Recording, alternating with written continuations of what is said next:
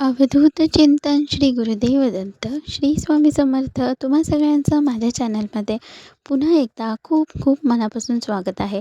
तर टायटल आणि थंबनेलवरून तुम्हाला कळालंच असेल, तर मी तुमच्यासोबत शेअर करणार आहे मार्गशीर्ष महिन्यातील शेवटच्या गुरुवारचा व्लॉग, ज्या दिवशी आपण देवीची छान यथासांग पूजा करतो आणि आपल्या व्रताचं उद्यापन करतो. तर असा हा शेवटच्या गुरुवारचा व्लॉग मी तुमच्यासोबत शेअर करणार आहे. तर नेहमीप्रमाणेच दिवसाची सुरुवात ही स्वतःचं सगळं आवरून झाल्यानंतर उंबरठ्याला छान हळदीचं लेपन करून घेतलं. मी सुरुवातीला नेहमी हळदीचं लेपन करून छोटीशी रांगोळी काढते आणि त्यानंतर देवपूजेला सुरुवात करते. सो अशी दाराभोवती छोटीशी रांगोळी काढून घेतली. सुरुवातीला तुम्ही मध्यभागी जे बघताय की मी उंबरठ्याची छान पूजा केली आणि जी पावलं आणि कमळ काढले तितकंच काढून दिवा प्रज्वलित करून मी इथे पाण्यामध्ये छान फुलं वगैरे ठेवली होती सजावटीसाठी आणि छान दाराला आंब्याचं तोरण वगैरे लावलं आणि मोठी रांगोळी मी नंतर काढली, जी तुम्ही सुरुवातीला व्हिडिओमध्ये पाहिलीत. तर अशी पूजेला सुरुवात केली.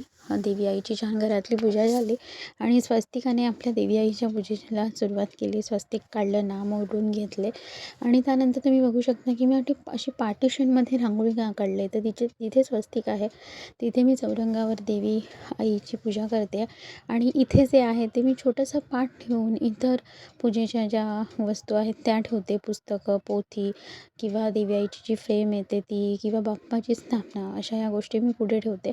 त्यामुळे मी तिथेही रांगोळी काढते आणि ती मी अशीच नाही काढत, तर त्याखाली मी एखादं फूल, कमळ किंवा इथे काढल्याप्रमाणे अष्टदल कमल अशा प्रकारे काढते. आणि यावेळेस शेवटच्या गुरुवारी माझ्या रांगोळी मी थोडीशी जास्त मोठी काढली होती, तुम्ही बघू शकता. तर मोराची रांगोळी मी काढली होती आणि दोन्ही बाजूची रांगोळी मी जे मोर आहेत ते काढून घेतले, कारण पूजा मांडणी केल्यानंतर अर्थातच ते काढणं शक्य होत नाही. तर त्यामुळे मी ती काढली आणि पुढची समोरची रांगोळी मी काढली नाही, ती संपूर्ण पूजा मांडणी झाल्यानंतर मी काढली, कारण अर्थातच मग ती पुसली जाते त्यामुळे.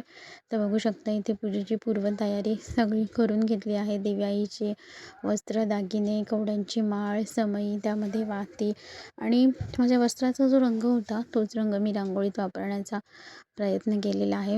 आपला वाईन आणि मोरपिशी असा रंग. सो मोस्टली त्याच रंगाचा मी सजावटीमध्ये वापर करण्याचा प्रयत्न केलेला आहे आणि इथे तुम्ही बघू शकता. आणि आयसिंग ऑफ द केक म्हणजे हा मुखवटा. हा मुखवटा अतिशय सुंदर आहे. साक्षात महालक्ष्मीचा भास होतो या मुखवट्याकडे पाहिल्यानंतर. याला मागे नारळाला बांधण्याकरता हुक दिलेला आहे आणि खरंच हे हुकाचा खूप छान सपोर्ट मिळतो. अगदी परफेक्ट मुखवटा बसतो. दोन्ही बाजूला जे होल आहेत आणि आपण दोरीने बांधतो ना, त्यापेक्षा हा मागच्या एका हुकला मुखवटा खूप छान बसतो एका अटेम्प्टमध्ये. सो तुम्हाला या मुखवट्याचे डिटेल्स हवे असतील तर मला कमेंट करा किंवा माझी इन्स्टा ID आहे मयुरी वर्ल्ड, तिथे मला फॉलो करून तुम्ही DM करू शकता. तुम्हाला या मुखवट्याचे डिटेल्स मी नक्कीच तिथे देईन किंवा तुम्ही मला कमेंटमध्येही इन्क्वायरी करू शकता. सो अशा प्रकारे पूजेची पूर्वतयारी करून घेतली आईने. ओटीचं सगळं सामान जे आहे ती तयारी करून घेतली आणि मग त्यानंतर मी माझी संपूर्ण रांगोळी जी आहे ती पूर्ण करून घेतली आणि देवी आईची छान पूजा मांडणी झाली. त्यानंतर राहिलेली रांगोळी पूर्ण केली. संध्याकाळची वेळ झाली दिवे लागण्याची. दिवे वगैरे प्रज्वलित केले देवी आईच्या मांडणीजवळ असे छान आणि त्यानंतर आईने संध्याकाळची देवपूजा करून घेतली, तुम्ही इथे बघू शकता. आणि देवपूजा झाल्यानंतर आईने संध्याकाळी 7 वाजता देवी आईची ओटी भरली, तर तुम्ही इथे बघू शकता. तर आईला माझ्या पायाचा प्रॉब्लेम आहे, त्यामुळे ती खाली बसत शकत नाही जमिनीवर आणि त्याचमुळे ती अशा पद्धतीने देवी आईची ओटी भरत आहे. मनातला भाव शेवटी महत्त्वाचा. सो असं आईने यथासांग आमच्या कॅपॅबिलिटी अकॉर्डिंग आम्ही देवी आईच्या आईने छान ओटी भरली आणि आईने छान नमस्कार वगैरे केला देवी आईला आणि छान यथासांग पूजा झाली. छान प्रसन्न वातावरण होतं त्या दिवशी घरी. खूप सुंदर वाटत होती देवी आई आणि साक्षात महालक्ष्मीच आपल्या घरी आली आहे असा भास होत होता. मुखवटा अतिशय सुंदर आहे तो देवीचा आणि नारळाला अगदी व्यवस्थित वीट बसतो. बसवताना नारळाला काहीही प्रॉब्लेम होत नाही. सो अशा प्रकारे छान यथासांग देवी आईची पूजा झाली आणि त्या मुखवट्याचे डिटेल्स हवे असतील तर तुम्ही नक्की मला कमेंट करू शकता आणि मला पुढे सांगा की तुम्हाला माझी पूजा मांडणी कशी वाटली.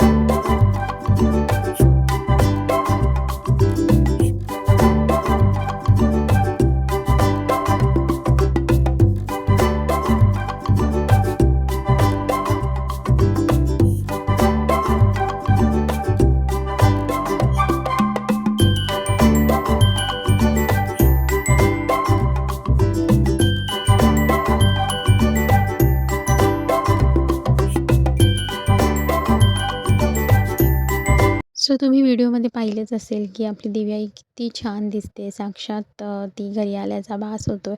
सो अशा प्रकारे छान शेवटच्या मार्गशीर्ष गुरुवारची पूजा यथासांग पार पडली. बायका आल्या, आईने त्यांचं हळदी-कुंकू दिलं आणि छान पूजा झाली. त्यानंतर जेवण केलं. चौरंगावर छान छोटीशी रांगोळी काढून देवी आईला नैवेद्य दिला. जो काही घरी आईने नैवेद्य बनवला होता तो आणि अशा प्रकारे छान मार्गशीर्ष महिन्यातली शेवटच्या गुरुवारची ही पूजा यथासांग देवी आईच्या कृपेने 4ही गुरुवार मस्त सुंदर असे पार पडले. सो असा होता माझ्या मार्गशीर्ष महिन्यातल्या 4ही गुरुवारचा व्लॉग आणि हा शेवटच्या गुरुवारचा व्लॉग. आय होप तुम्हाला आवडला असेल. तुम्ही इतर 3 गुरुवारचे व्हिडिओ पाहिले नसेल तर नक्की पहा. यावर्षीचा मार्गशीर्ष महिना विशेष होता कारण मी 4ही गुरुवारी देवी आईला वेगवेगळे मुखवटे लावून वेगवेगळ्या रूपात सजवण्याचा प्रयत्न केला होता. सो तुम्हाला ते कसं वाटतं तुम्ही नक्की बघा आणि रात्री सगळं जेवण सगळं काम आवरल्यानंतर झोपण्याच्या वेळेस आईने देवी आईची नजर काढली. येणारा प्रत्येक जण म्हणत होता की देवी आई खूप सुंदर दिसते, खूप छान वाटतं आहे ते तिचं रूप. सो असे पूजा छान पार पडली आणि काही फोटोज मी तुमच्यासोबत शेअर करते. सो आय होप तुम्हाला मी इतर आत्तापर्यंत ह्या 4ही गुरुवारची केलेली पूजा, माझी रांगोळी, देवी आईचं रूप सगळंच आवडलं असेल. देवी आईच्या मुखवट्यांबद्दल, वस्त्रांबद्दल, दागिन्यांबद्दल तुम्हाला काहीही क्युरीज असतील, इन्फॉर्मेशन हवी असेल तर मला नक्की कमेंट करा. त्याशिवाय तुम्ही मला माझी इन्स्टा आय डी आहे मयुरी वर्ल्ड, इथे देखील फॉलो करू शकता आणि तिथेही तुम्ही तुमचे प्रश्न मला विचारू शकता. सो भेटूया अशाच नवनवीन व्हिडिओसोबत आणि हा व्हिडिओ देवी आईचं रूप तुम्हाला कसं वाटलं मला कमेंट करून नक्की सांगा. तर भेटूया नवीन व्हिडिओसोबत. तोपर्यंत सगळ्यांना श्री स्वामी समर्थ.